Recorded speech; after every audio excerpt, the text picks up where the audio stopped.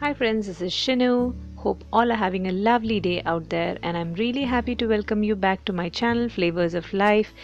Today's recipe is going to be a sweet and a very crispy snack recipe, and it is Gujiya or Karanji as called in North, and it's a most popular snack recipe in North India, and it's a must-have sweet during the Holi, the festival of colors. I'm in stocking up mood today, so I'm going to make a lot of karanchis today. Let's make the filling first.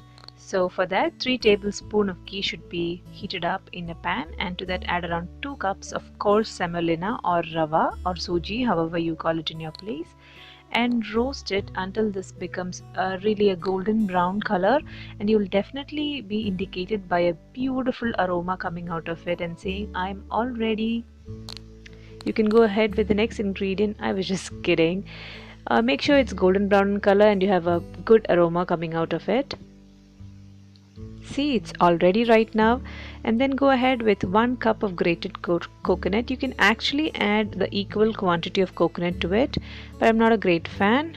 Go ahead by adding with 1 cup of chopped nuts, and that's all right now. We'll just mix it up and we'll wait for the coconut to brown a little bit. Make sure you put this in low flame because the coconut will get burnt very quickly. So we'll put that in a low flame and mix it up. This will take around 2 to 3 minutes, that's all.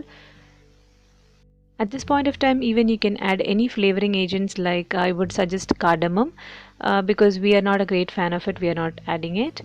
Now as you can see, all the mixture together is totally brown. The nuts are perfectly toasted right now, and this is perfectly ready.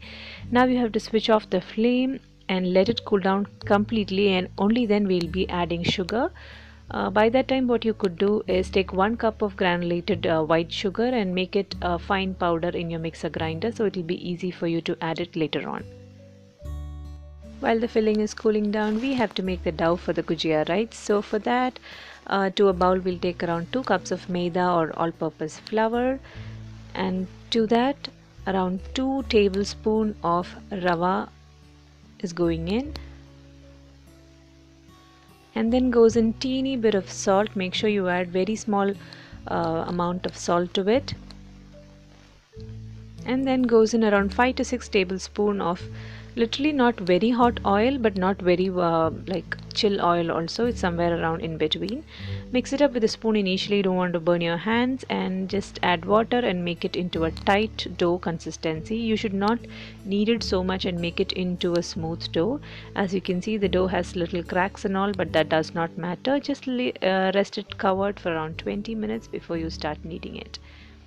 And by the time definitely your mixture is cooled down, and add the sugar which you have powdered in a mixer grinder and mix it up really well. If you cannot mix it up with your spatula or spoon, just go ahead with your hands because it's all cooled down right now. It's not at all hot. You should not have any lumps so that the filling is really nice when you have a bite of the gujiya. That's ready and time to roll out. Take a small portion of the dough and roll out into small circles. If you cannot do it, just take a lid or something and cut it into proper circles. Add the filling and take a little water, and you have to apply the water along the edges so that it will get sealed up properly and it will not open while you're baking or frying. So just close it and seal it up properly, and make sure with your fingers everything is sticked properly. And then make patterns. Take a fork, make a pattern or anything, or just go ahead with this grandma method or the traditional method of just pinching and folding. I'm not an expert in it, I just managed it somehow, but that does not matter. The taste of it really matters. So I just managed to make somehow a traditional pattern to the gujiya, and that's how I did all of the gujiyas. I've kept 1 batch for frying and 1 batch is already inside the oven for baking. I would tell you how it baked out towards the end of the video.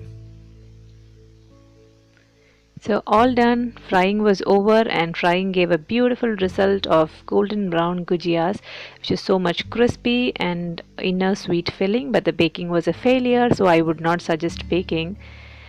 And then you know what to do.